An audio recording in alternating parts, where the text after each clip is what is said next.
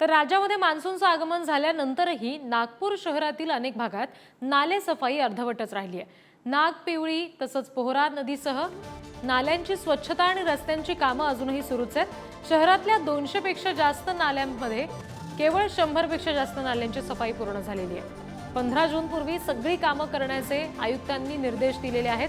आता ते निर्देश पाळले जात आहेत का आणि सगळी कामं पूर्ण होत आहेत का 15 जून पूर्वी पाहणं महत्त्वाचं असेल, अन्यथा पावसाळ्यामध्ये नागपूरकरांचे हाल होणार हे निश्चित। प्रतिनिधी जितेंद्र शिंगाडेंकडून अपडेट्स घेऊया। जितेंद्र, सध्याची काय परिस्थिती आहे? आता तरी कामांना वेग आलाय का आयुक्तांच्या निर्देशांनंतर?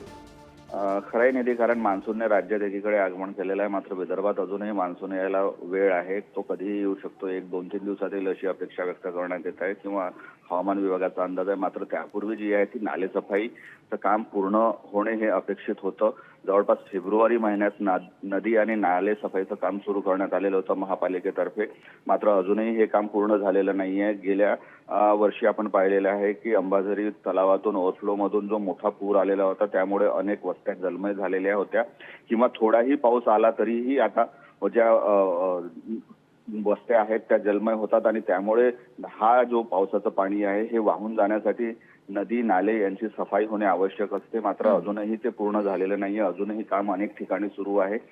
15 जून पर्यंत हे काम पूर्ण करण्याचे निर्देश दिलेले आहेत, मात्र 5 दिवसात हे काम पूर्ण होईल का यावर देखील आता प्रश्न उपस्थित होतो। त्यामुळे लवकरात लवकर आता हे काम पूर्ण व्हावं अशी अपेक्षा नागपूरकरांची व्यक्त करण्यात येत आहे। जितेंद्र, धन्यवाद दिलेल्या सगळ्या माहितीसाठी।